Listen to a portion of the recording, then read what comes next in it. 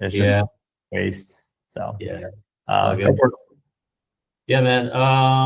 Yeah. So I think a couple of weeks ago I did devotion and just felt called to I don't know about the golden calf, um, and about the Israelites in 40 years in the desert. Um, and so yeah, through that I think God really kind of was speaking to me about leadership and the voices we listen to, and how there's basically two leaders with two different voices. There's Moses and Aaron, right? They're both leading technically, even though Moses is the main leader, but Aaron is also a leader there. Um, and we see uh, two different scenarios where, depending on uh, what voice they're listening to, but also the makeup of being a human. And I think there's some keywords in here that kind of really stood out to me. So I don't know if we have the whole time to.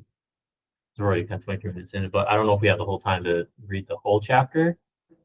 But I'm thinking we could read. Um, let's read 32. So it's Exodus chapter 32, verses 1 through 14. So we can do like 7 each. Sure, you want to And start that? yeah, I can start it off. Okay. So when the people saw how long it was taking Moses to come back down the mountain, they gathered around Aaron. Come on, they said, make us some gods who can lead us. We don't know what happened to this fellow Moses who brought us here from the land of Egypt. So Aaron said, take the gold rings from the ears of your wives and sons and daughters and bring them to me. All the people took the gold rings from their ears and brought them to Aaron. Then Aaron took the gold, melted it down, and molded it the shape of a calf. When the people saw it, they exclaimed, O Israel, these are the gods who brought you out of the land of Egypt. Aaron saw how excited the people were, so he built an altar in front of the calf. They announced, tomorrow will be a festival to the Lord. The people got up early the next morning to sacrifice burnt offerings and peace offerings. After this, they celebrated with feasting and drinking, and they indulged in pagan revelry. The Lord told Moses, quick, go down and mountain. Your people whom you brought from the land of Egypt have corrupted themselves. How quickly they have turned away from the way I commanded them to live. They have melted down gold and made a calf, and they have bowed down and sacrificed to it. They are saying, these are your gods, O Israel, you who brought out out of the land of Egypt. Oh, I went too far. Huh? I went 8. Oh well, you can do the rest of them. Oh, it's all good. And the Lord said to Moses, I have seen this people, and behold, it is a stiff-necked people. Now therefore let me alone, that my wrath may burn hot against them, and I may consume them, in order that I may make a great nation of you. But Moses implored the Lord his God and said, O Lord, why does your wrath burn hot against your people, whom you have brought out of the land of Egypt with great power and with a mighty hand? Why should the Egyptians say, with evil intent did he bring them out, to kill them in the mountains and to consume them from the face of the earth? Turn from your burning anger and relent for this disaster against your people. From this disaster against your people, remember Abraham, Isaac, and Israel, your servants, to whom you swore by your own self and said to them, I will multiply your offspring as the stars of heaven, and all this land that I have promised I will give to your offspring, and they shall inherit it forever. And the Lord relented from the disaster that he had spoken of bringing on his people. Yeah. Okay. So yeah. So I think from the key word that really stood out to me when I read this was in the beginning. So, I think uh, the people of Israel is really a reflection of just humanity. And we have to kind of look at ourselves in this. And one thing is that they're, in the desert. They're not at the promised land yet. And they're waiting for Moses to come down from the mountain. And they're waiting. They're getting impatient, And so they ask Aaron, it's like, hey, man, it's taking forever, dude. Let's make some gods, lowercase gods, who can lead us. And God made it really stood out that stood out to me because in the waiting, they got impatient and they're asking, okay, we need someone else to lead us. And they're looking for other gods to lead them. And I remember back when Jesus says, "I am the good shepherd, and I lead my sheep. You are my sheep." And I think it's very intentional that Jesus said, "We are sheep. We are like sheep who've gone astray. We are God's, sheep." Is that sheep were created to follow. And so this is just a great depiction of that. At the end of the day, like we are created to follow. And so whether, we like, oh, I'm going to follow my idol, Michael Jordan, or I'm going to follow, what my parents do, or I'm going to follow what, Jeff Bezos does. Like at the end of the day, it's, take away our pride and everything, but we are followers. And the difference with this is that even leaders, and I think this is where God was teaching me about leadership, was that we think as leaders as somewhere like a pastor on the pulpit, Jeff Bezos or whatever, like they're different than us, right? And somehow they're above, just a sheep. But end of the day, Jeff Bezos is a sheep, Elon Musk is a sheep, all the pastor is a sheep. And the only difference is that, what voices they're listening to lead them.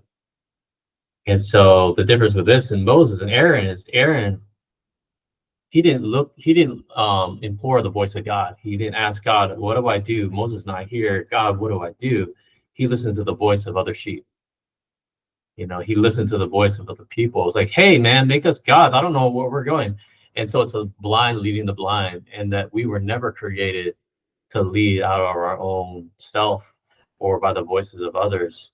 And Aaron is a great example of what happens when we choose to lead without the true voice that is the only one that actually can lead the way, the right way, right? The truth, the life, the good shepherd. I am the only good shepherd. I am the only truth, the life, and the way. And so we see as a result of that, right? We make gods in our lives, and it becomes chaotic, as we see here. And just like Aaron says, tomorrow will be a festival to the Lord.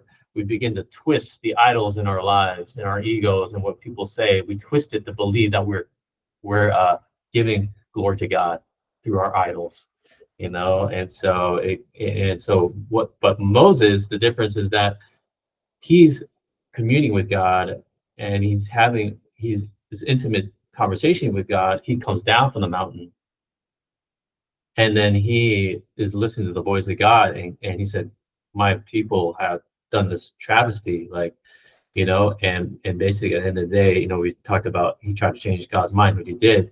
But at the end of this chapter, basically, God says, you split a line. If you are with me on this side, if you're not, and whoever is with me, you have to slaughter everybody else that is not with me. It doesn't matter if you're a brother or a cousin or a friend, you must wipe all of them out. And so, and Moses, without hesitation, said yes. Yeah, this is, and so, I think that's where it's like a leader that's truly being led is a leader that's being led by the actual true leader, the shepherd, and listen to that voice, and that it is with conviction, where it's black and white, and you just go with what God is leading. So that was like really eye-opening for me, because I like many, I think because we're sheep, I've idolized some certain people, and believing they're above, like being just a sheep, being a human like me, and somehow they have all the answers, and but I'm like, oh my gosh, am I forgetting that there's only one that actually knows the way forward, the right way forward, and that's the good shepherd, is Jesus. And so anyway, so yeah, that's kind of what stood out to me. And especially in the times we're waiting and we're impatient, our hearts can be an idol factory, right? And it's looking for something to follow. And I realized that, oh yeah.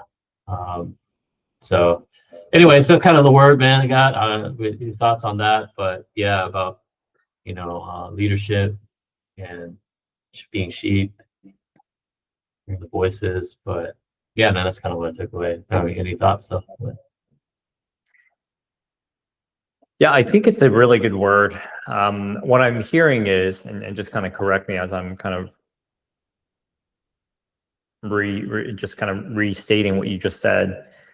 Essentially, like the Bible times where there was a situation where we took the Israelites out of the slavery of Egypt, and then we were in the wilderness for 40 years. And during that time, while Moses was gone, obviously talking with God and creating the Ten Commandments,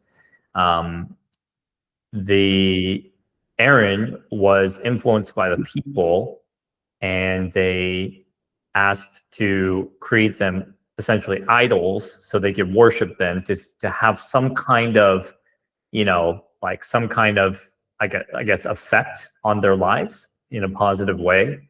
And what you're saying is that, we don't worship like calves or like golden whatever, right? Like that doesn't exist.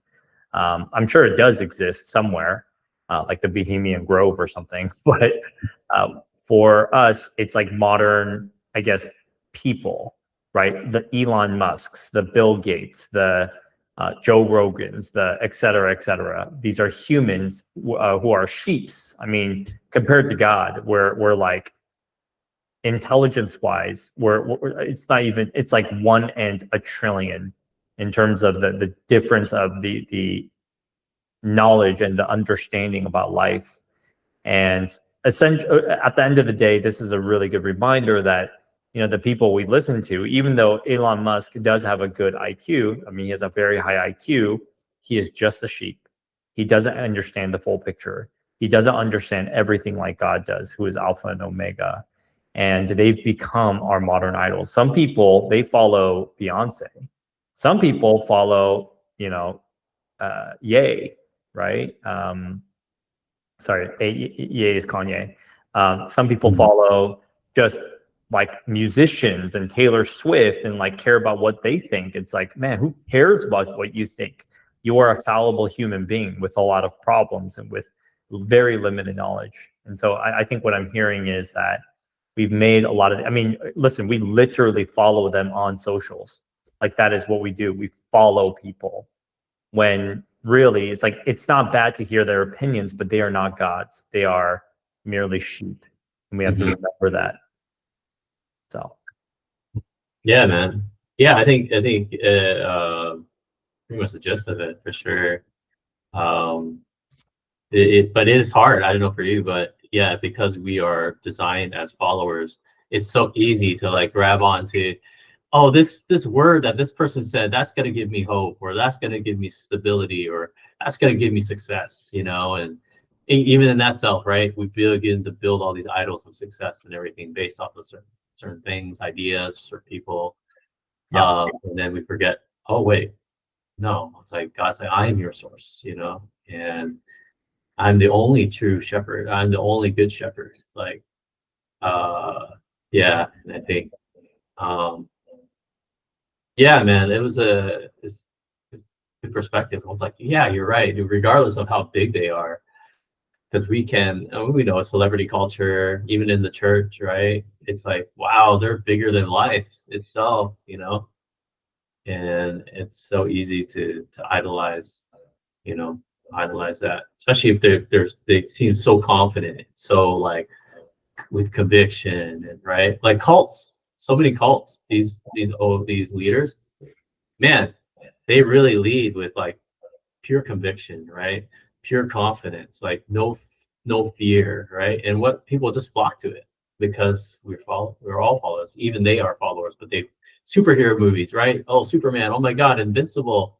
Oh my God, I idolize Superman. I wish I could be, right? Because it tugs at part of our DNA, of like wanting to follow something that'll give us safety, security, give us vision, give us hope, find us a way, Like, so yeah, man. I think yeah, and how we apply that in our daily life, especially kind of running businesses too, like our are we listening to God as our main, voice? Yeah, I'm trying to purify myself in that sense right now. I think one of my biggest issues is that I mean, we're in the tech. Listen, man, 20 years ago it wasn't like this. 30 years ago it wasn't like this.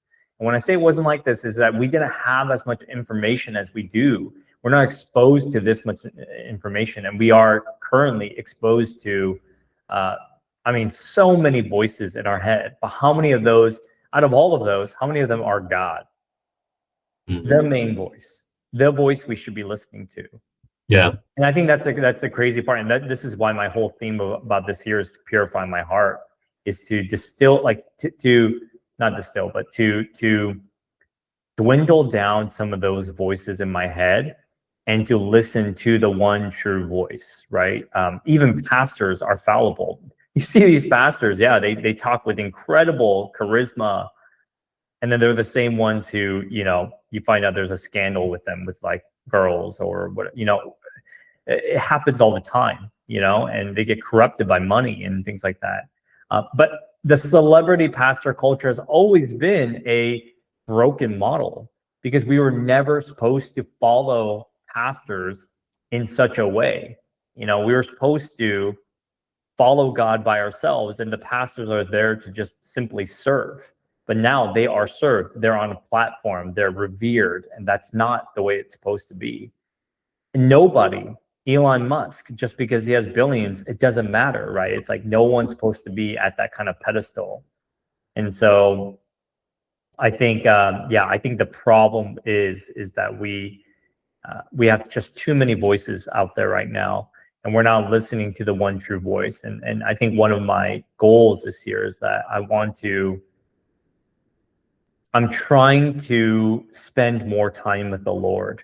Because if I'm spending 2 hours on YouTube and spending 2 minutes with God, there's something wrong there. You know what I mean? Like the ratio is so off. It's like I don't know, let's just say I'm making a chicken dish, and there's like a certain amount of salt and a certain amount of sweet, right? Certain amount of savory versus sweet. And it's like I'm putting 95% salt and then putting 5% sweet. And how is that dish going to turn out? You know what I mean? And that, I feel like that's kind of what's going on. Like we're just we're so swayed by the world. And if the world just simply followed Christ and heard his voice, we would have a beautiful world. Because if you actually read the Bible, it's like, man, it's such a unifying message. It's about loving one another, considering others beyond ourselves, right? Serving God and serving other people. And it's a beautiful message, man. And you can base a whole a nation's values and system and laws around that, and you would do just so well. But unfortunately, we're just so swayed, and we don't even have an identity anymore as a country in America, where we've swayed so far from the Christian principles, which was kind of the basis of the way America was, that now it's like it's all over the place, and we have no it's becoming so hard to understand what right and what wrong is, because we have no basis of morality. We have no, we don't have a solid unifying foundational morality, and when you don't have that, you have no character, you have no personality, you have nothing to represent. So it's just been a really ugly thing to see. Yeah. And so but you know what, we could, all is not lost. We can change it by really pursuing God, spending personal time, being in isolation and quietness with the Lord, which is so hard to do. I'll tell you, it's so hard to do. Yeah. But it's so necessary for us to get our minds straight. Yeah, man. Yeah, I feel you, bro. I mean, yeah, our current state is kind of like what we see in Moses and Aaron and the people, right? Just pure chaos, man. When you let the sheep listens to the sheep, And then the sheep, we all, the idols and egos, man, it's just pure chaos, and but yeah, I think I remember, I mean, God was kind of convicting me last week, and I'm learning it's like, don't let the phone be the first thing you pick up. Seek my face, be the first thing.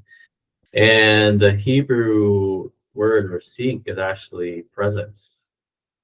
And a very intimate, right? When you're really face to face with somebody, right? It's like very intimate. And you're right, man. I think that's the other part that is like when he says, Jesus says when you pray, go to your room, close the door, and pray to your Father who's unseen. And it's like very intimate. And you're like, whoa, how's that changing the world? How's that doing all the, very great intentions that we may have.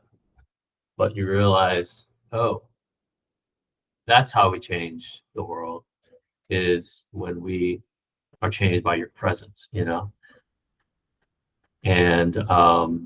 I started to kind of have these, I don't know, so part of my company too, I've built like these growth frameworks over time. Actually, going to start an ebook, and it's kind of what I build out of it. So a lot of it, frameworks are kind of a structure, right, that helps you be able to give you clear directions and strategy. And for this, it's like being on different organizations and startups and enterprise to see how do I install growth in all different sizes, but something that'll actually work across anything, right? That's kind of a framework.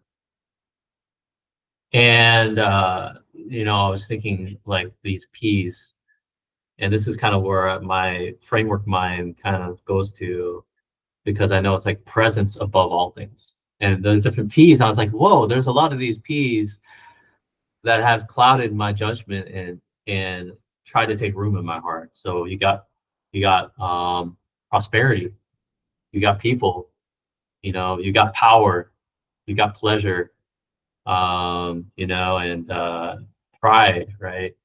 So there's so many P's. I'm like all these areas, but it's like presence over all, like presence above all things. And I think that framework, and I remember God when it's speaking, it was like, stay close to me. I am your source. And in a way, I feel like right now I'm in the sharpening season, and God's telling me to sharpen, even like actually before this, and you're talking about business stuff, but he actually did literally say, sharpen your offerings, sharpen your services, that I have things lined up for you, but you must sharpen them. And so, but also the building of that phase is preparing the heart, that it is presence over all these things, presence over the prosperity, presence over the people, presence over performance, presence. Oh, that's performance is another one. Presence over, pleasure and all that. So, in a way, God, I think in the waiting, in the building, is protecting us out of His love, right? Because He knows that there's only one thing that actually gives life, and His presence is the only thing. And so, I think realize more than ever, how do we guard and protect the most sacred thing, the most treasured thing that this world cannot give, that peace, that joy, that love, that fulfillment. Yeah, man, and hopefully that we can encourage one another to do that. But yeah, so I don't know, but kind of what. Yeah. Yeah, it's the hardest thing to do, to invest into God. Invest time into God, because you feel like you got to be doing so many things. You feel like you got to be learning more. You feel like you got to be blah, blah, blah, blah. The thing is, like, dude, in my life, when I was doing business as a business owner, I actually invested in the Lord in the sense of my time, right? Mm-hmm. And I would spend hours with Him, hours. I would literally be studying the Word, reading, praying, and it seemed like it was kind of a waste of time. But I don't know why. I had so much faith in God that I felt like it was worth the investment. For me, praying in the morning and reading the word is like really hard to do because I have 1,000 things to do. I got to take care of my kid. I got like emails that haven't been answered in 2-3 days. And I'm like, oh my gosh, I really got to get back to these people. And so it's like, it's pulling on me, but it's like when I invest time in the Lord, it's like me saying, Lord, I trust you and I'm going to spend time with you. And I feel like because I did that, God started opening doors for me, new knowledge. Like I don't necessarily know how to grow my business, but I've been introduced divinely to certain people or certain information that allowed me to then grow my business, if that makes sense. You know what I mean? Like it's like I feel like I was divinely guided to the right resources, to the right people to grow my business. And other people might be trying to figure out what they want to do after school, trying to get a job, whatever it is. But, what's worth the time, what's worth the investment is really spending time with the Lord, man. Because when you are divinely guided, I feel like the anxiety, it really goes down. And I feel like I'm kind of in that place right now because I was honestly, I was a little bit worried, just because business is slower for me and there's a lot of things going on, and I just felt like I needed to invest in the Lord and spend time. And as I've been doing more of that, I'm starting to get that feeling back again of just trusting and feeling like God has. Oh, I got to tell you something. I feel like God has. He just has me. And when you feel like that, then I'm like, okay, it's like, no, God is actually guiding me. I feel guided by God. And when you have that, it's like, no, I know God. I mean, the fortunate thing for me is I've already had it. I've already had that. Like, I've seen God take me from like this to like, holy cow, this. And so it doesn't actually take that much faith for me because I know God does it. Dude, I was sleeping I was, because I watched my kid from like 5 to like 7:30, and I had to sleep a little bit before I got to work because I didn't sleep much. And then I took a mid whatever, like a nap. And dude, I had like I don't know what to call it, an experience where I was like this, I was laying down and I felt literally God's hand like go like this and then just grab my hand. And his hand, and I just knew it was like God. And it was warm. And I said telepathically, I know it's kind of weird. Listen, I'm a very logical, I'm not a spooky spiritual person, okay? Like I didn't build several businesses by being weird, okay? But I know I felt something and it was so real. Like I remember the feeling and it was just like such a loving embrace. It was just my hand. But when I felt it, I was like telepathically, I was like, Lord, your hands are so warm. And it just felt like a father holding his son's hand. And it was just so comforting to me. And then shortly after, I actually I couldn't move. Like when they say the devil like they sit on you and then you can't move. Like I actually had that. But I don't believe that was the devil. I believe that it was such a loving embrace. And then I woke up. I have this weird thing where I like breathe super loud, and that wakes me up. Every time I have sleep paralysis, I have to do that. Anyway, I had that. I woke up and I just remember the feeling, and I was like, wow, this is incredible. And then my son came into the room. I was like, hold my hand, because it's like the way I hold my son's hand is the way, I feel like God held my hand. And so I just wanted to share that because I just feel like as I've been investing time into the Lord amidst this chaos, man, I feel like I'm starting to just trust more, and the anxiety starting to go away. And I just I feel like God's going to take care of the logistical things. Dude, that's powerful, bro. That was last night? That was 2 days ago. 2 days ago? Okay. Again, it sounds weird, but man, when you hear about near-death experiences, you're like, oh, these guys are weird. But it's like, then they all have the same stories. They have the same experiences. And it's like the whole like telepathic thing, like, because I wasn't actually saying anything. I just like telepathically was speaking. I just felt that was a very real experience. And so it was very encouraging to me And that's as you seek the Lord in faith. I feel like God gives you some of those little signs here and there. Mhm. And the non-Christian non-believer there might be like, oh, that's just it's just a dream or something like that. It's like, okay, that's fine, but I'm going to choose to believe it. And as you God just does little in my opinion, he does little things here and there to kind of like give you a little boost, like, hey, I got you, I'm here. And you've had those experiences too. And so I'm just encouraged right now. Dude, man, that's awesome, bro. Yeah, man. Dude, it gives you more faith in God, man. I feel like that's always a God thing, Sure, and yeah, it gives you peace and yeah, man. I mean, I definitely had a lot of spiritual encounters for sure, both ends too. So, yeah, man. Yeah, I think that's the main. I think that intimacy, it's like that's what kind of gives us that peace, when you're like, oh, you know, um, yeah, I think for all of us, yeah, anxiety is so easy to get hold of, um, with the world where it is, but dude, yeah, that's encouraging, bro.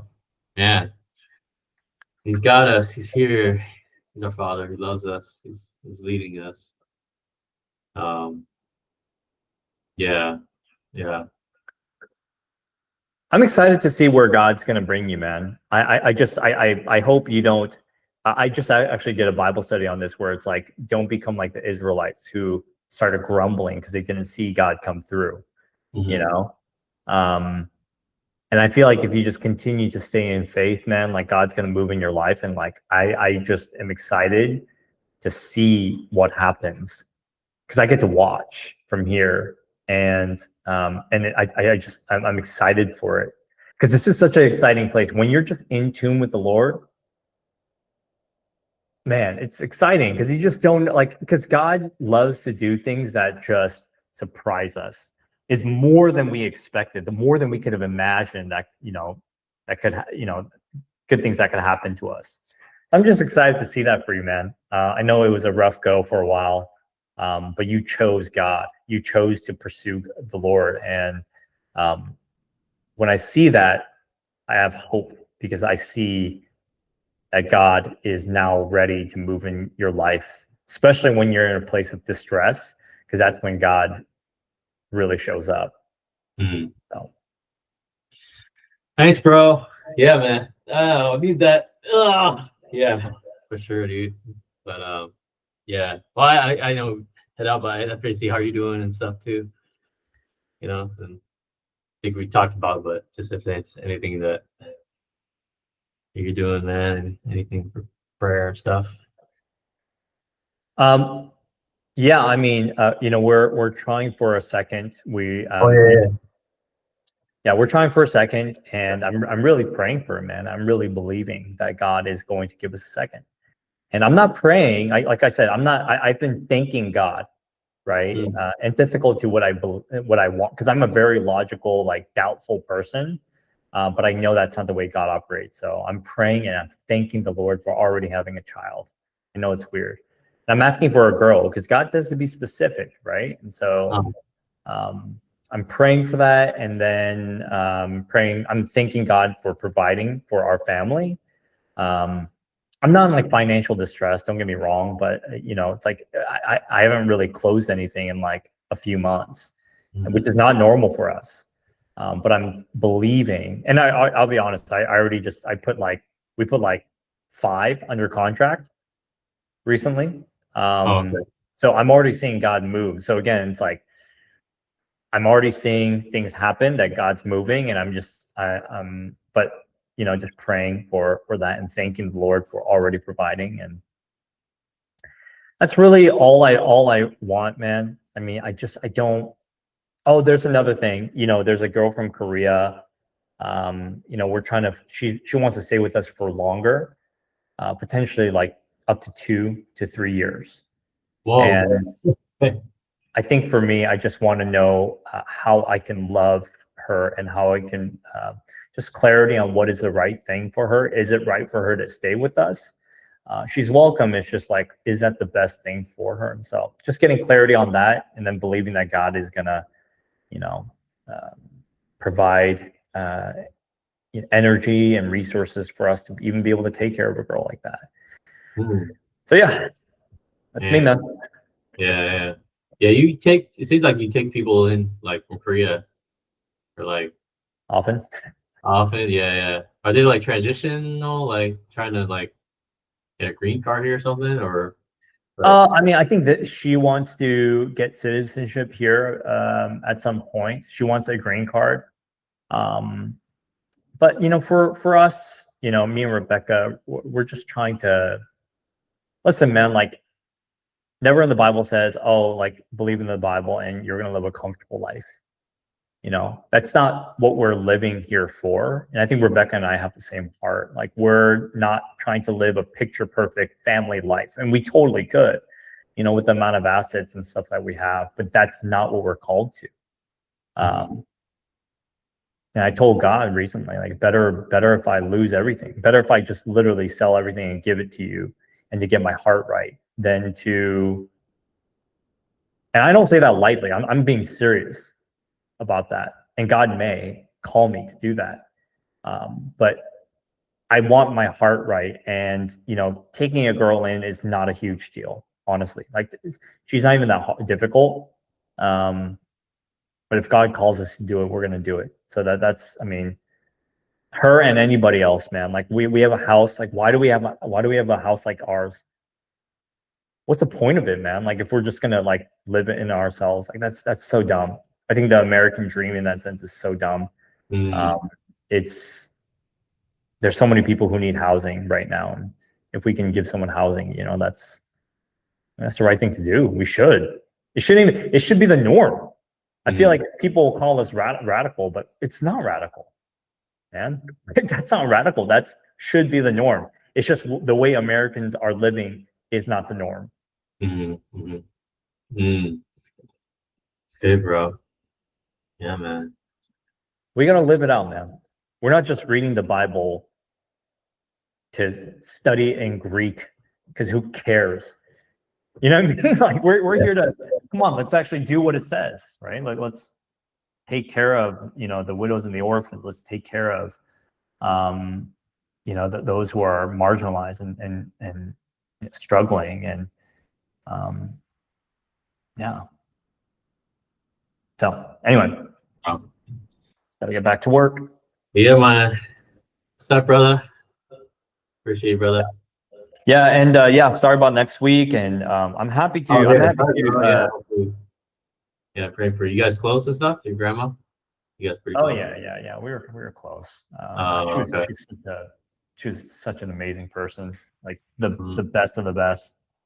But yeah, obviously it starts at 11, so I won't be able to. I mean, I can do both. I can be on my phone and be doing the eulogy at the same time. Oh man, I'm not trying to get your grandma to haunt me, like. Yeah. No, but man, I'll be praying for you guys, man.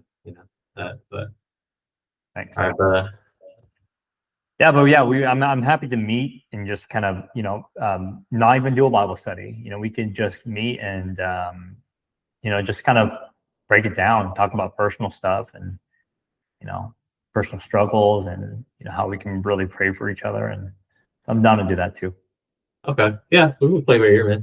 Sure. Sounds good. Okay, man. Later. All right, bye.